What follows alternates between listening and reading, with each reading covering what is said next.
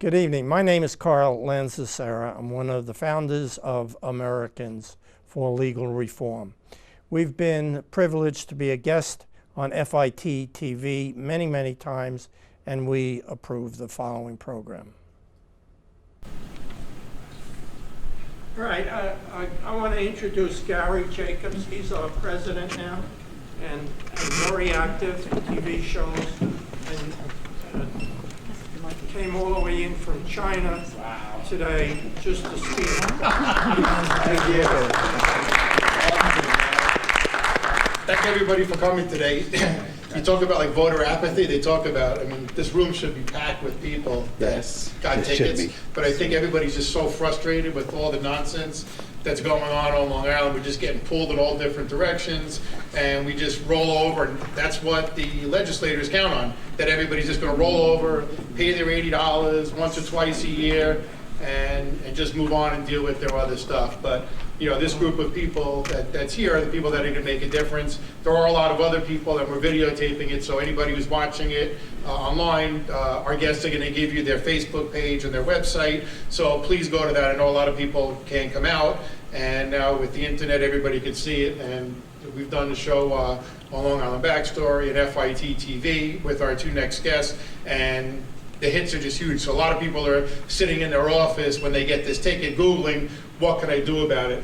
We also had a traffic attorney do one of the shows, and he talks about, you know, the red light cameras, and I asked him, you know, what can we do? Can we hire you to go out and fight these? And he said, there's no chance you're gonna win it. Every single person who's gonna go up in front of the red light is gonna lose. But having said that, do what these two guys did and fight. Never just, he said, never ever send in the money. Go in there, and he said, I don't care if you just stand there and stand in front of the judge and don't say a word, because if everybody goes to the court and fights it, they have to stop this. They can't afford. So there's different approaches, and I think our guests today, I don't want to steal their thunder, but I think they're going to talk about some of the approaches. So not only is their story interesting, because I would say, I mean, everybody in this room, is there anybody who didn't get a ticket by the red light cameras here? Wow, so maybe you guys should speak on how to not get the tickets. Or maybe you have the thing on your license plate that it can't be read. Printed out a list of where they were. Oh, okay, but yeah, so most of us here, almost everybody has gotten these tickets, so it's an important issue. You'll see, you know, you'll watch this show on YouTube and they'll get a ton of hits. But another thing that we can learn from these guys is a lot of us here are because we had issues with the court system. And Chris DiMaggio in the back, I think he's been fighting the system for how many years? 20-something? 20, and Carl, we won't say how long, but it's been a long time.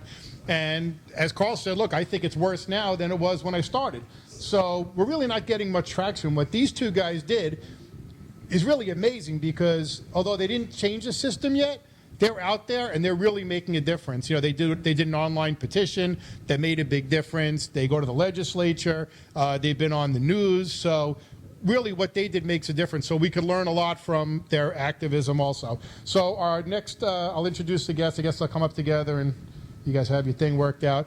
We have Stephen Ruth, and he's I don't know who gave you the name, the Red Light Robin Hood, but anyway, it's nice and catchy. It sounds good. And you know, when he came in the room, we had a wheelbarrow because he's got a big set of balls on him, because he was willing to videotape himself pushing up the red light cameras on YouTube, and pretty much asked, I'm not going to go through the story, but he pretty much begged the cops to go ahead and arrest him. And for most of us, well, a lot of us in this room have now been arrested, but I know before I was ever arrested, it's a scary prospect. You know, it's not just like, hey, they're going to put a little thing on you and it's going to be over. You know, you don't know what's going to happen. And then we have Hector Gavilla, who was somebody who actually got a copy of the contract. He did a lot of the research. He's very well spoken, and he sort of exposed. You know, a lot of what they did was, you know, they figure out nobody's going to know about it. They do amendments to contracts, and Hector will speak about that. But he exposed it, and I think also because, you know, he's a well-spoken, intelligent guy, and he really articulates himself very well. He made a good case. So having said that, we'll introduce Hector and Stephen. Thank you very much. see. I don't know if it's working. Oh, you don't know? Well, I have a loud voice, but, thank you very much for having us today. And what I wanted to first mention is that for a very long time, just like many of you, I was against red light camera tickets. And the first ticket that I ever received was in 2010. And what happened with me there was that the video showed a car at night, which even to this day, I don't know if it's my car or not. And it's at night, you can't see the car, you can't even tell the color, the make, the model. So I went to what I thought would be a fair trial, and I went to court. And even the judge and the district attorney, they could not identify the car, and they were stammering and stuttering. They played the video 3 times, and then the assistant attorney, out of frustration, just said, well, it's been proven to work in other states. And then the judge just said, guilty. And that was it. And on that day is when I lost faith in the entire system. And I was so frustrated and felt alone. I felt powerless. And the word tyranny really applies here, because that's what we have. It is tyranny when you go through a court system and you are told that you don't have any rights and you can't defend yourself. And you're not allowed to even face your accuser, which now we know is Xerox, and it's an employee of Xerox. Anyway, fast forward about 5 years, I'm on Facebook, and I'm still wondering, what can I do? And I have ideas, and I want to do something, but I'm not sure how to get started.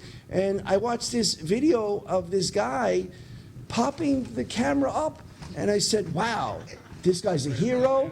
And I realized that he's also a Suffolk County resident and a fellow realtor.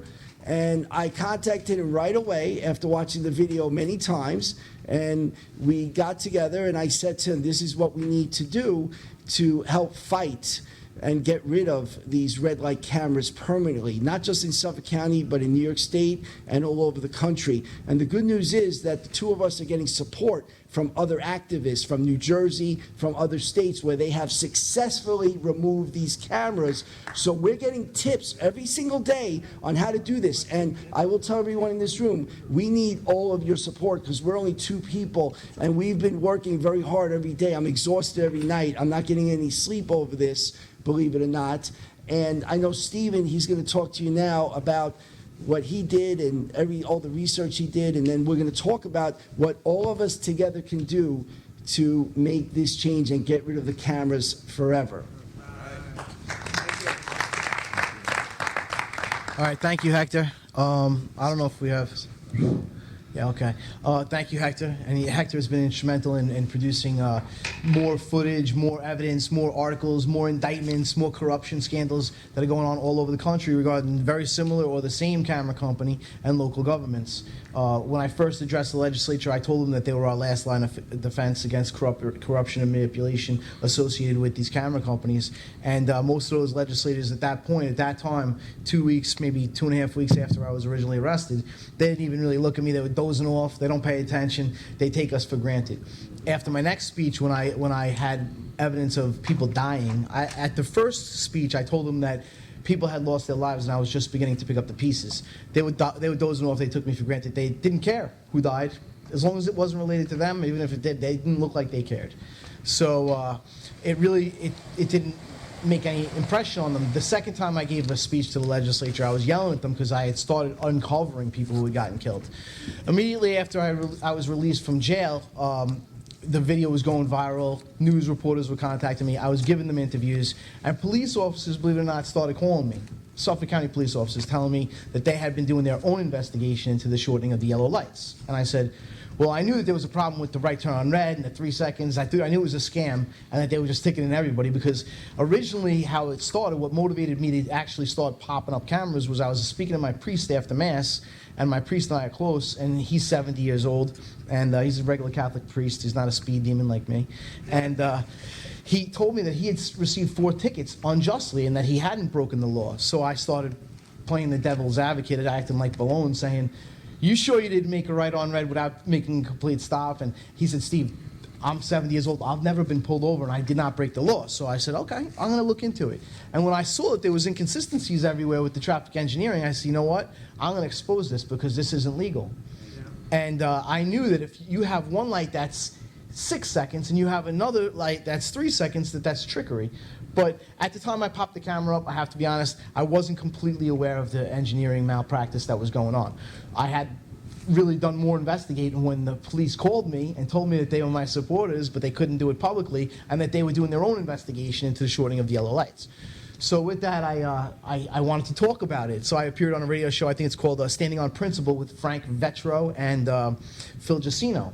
And those guys said to me, you really think, because I said on top of it, if they shorten these yellow lights a half a second, it increases their revenue by 5 times just from a half a second. So when they go cut the yellow light time in half, then they're making their profit stream increase by 10-fold or better. And they're just robbing the public. So Frank and Phil said to me, are you really serious? You really think that they would do something like that? Come on. And then I got a couple of phone calls from other friends of mine that said, Steve, you can't talk about it unless it's fact. So I was hanging out with my girlfriend, and she said, you ready? I said, let's go. So we just started recording intersections. And I started with the worst one being right in front of the precinct. The 2 worst ones I came across were right in front of the precincts.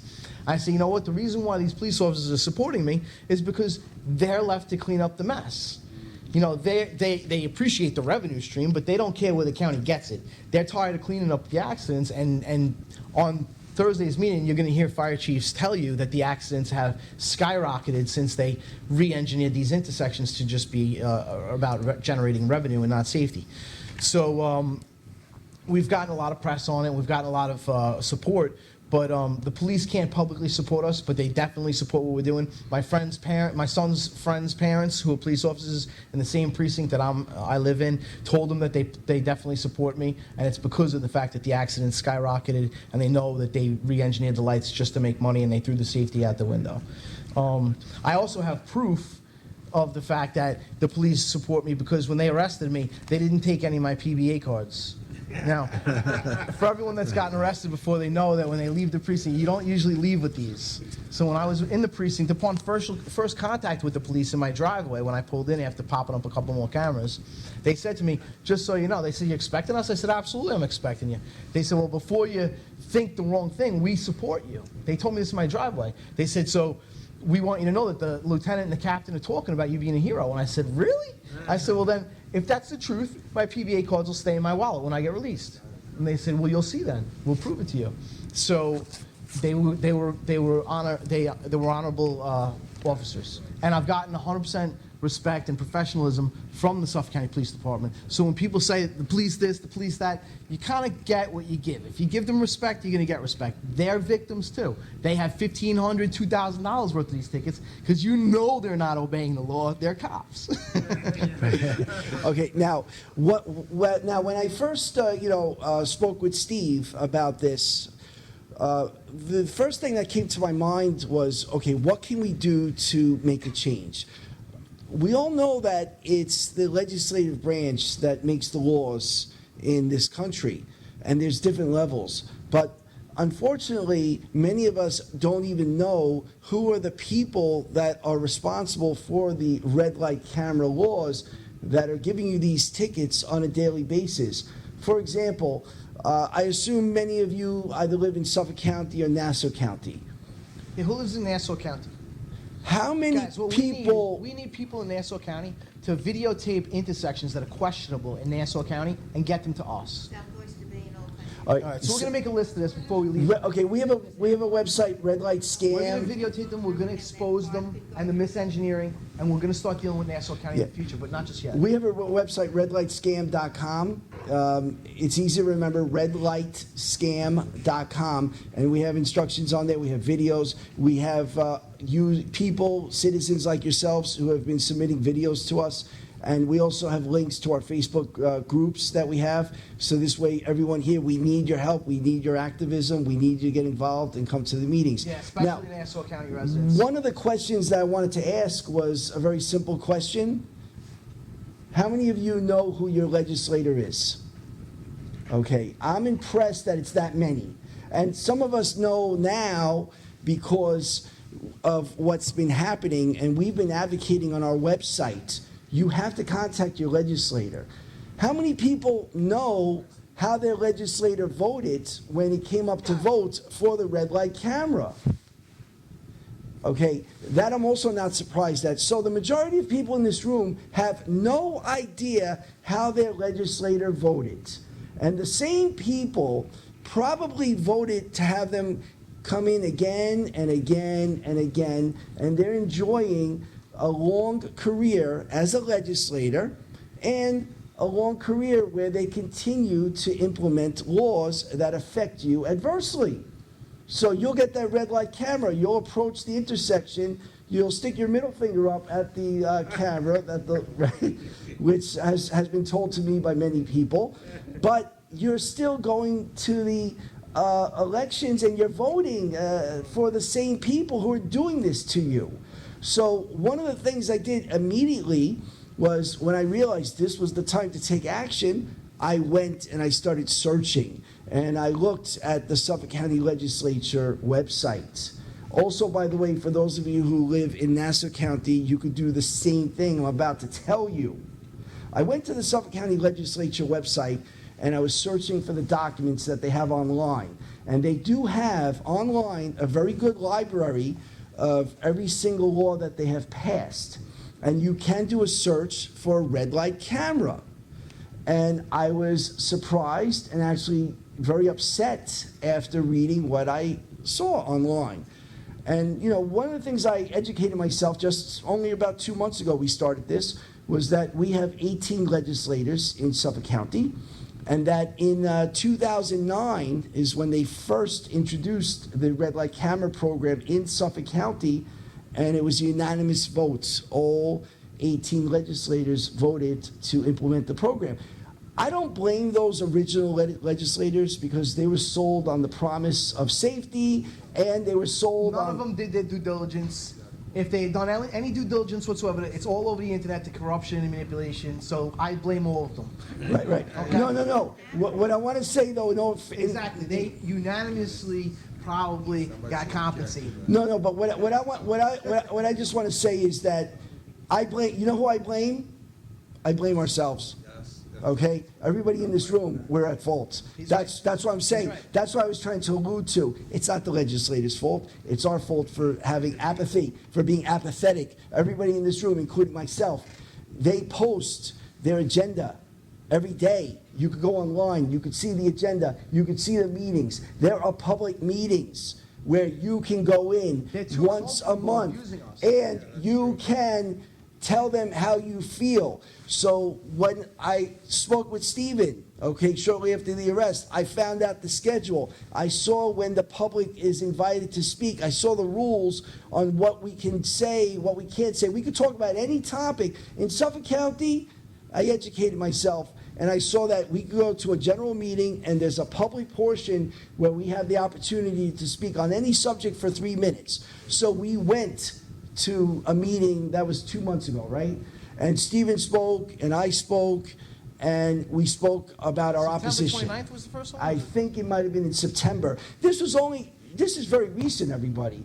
Okay, this is amazing what we've accomplished, because I want to talk to you about the accomplishments. But you guys have to understand that these are legislative meetings where they're used to nobody showing up. So even if they get 3 people there, that's a crowd. Okay? Everyone in this room has to make a pledge that you have to go to a legislative meeting. And you have to try to go to as many as you can, even if it means taking the day off of work. You need to go. Because if you don't go, these legislators, they're voting, they're surviving in obscurity. They are voting, they're making these laws, not just red light camera laws, but a lot of laws that you don't know about, and they're doing this in obscurity. They're your neighbors. They're people you shake their hands when they're running for re-election, and you have no idea. And they're telling you that they're working for the working people. Well, when they pass a law like this, they're not helping the working class. They're hurting us. Yeah, they're helping themselves, and they are fiscally irresponsible, and there's no question that they need it for the revenue. Okay, now, it's one thing to go to these meetings and yell and complain, but our long-term goal is to replace all the legislators who continue to support this program. Our short-term goal, I'm sorry, I'll answer the question in a second, I'm sorry, but our short-term goal is to try to identify all the corruption that's in the contract. What I was able to do, and Stephen was able to do, we did it together, we were able to secure a copy of the contract, and I read this contract over and over and over again. We made this contract available on our website, redlightscam.com, and you could download the entire contract. What I read was extremely disturbing. In 2009, they originally started the program, but in 2012, they put an amendment to the program. They had, as far as my knowledge is concerned, there's 3 amendments. I don't know if there's any more, but there was a 3rd amendment in 2012 where Xerox was contracted to then install more cameras. However, Suffolk County had to guarantee that Xerox was going to make an income and get revenue from this, regardless of how many tickets were issued. So, in the amendment, it is spelled out here in black and white in Amendment 3, and it says that Xerox is allowed to choose the locations of where these cameras go, and nowhere in the contract does it talk about safety or does it talk about accident data.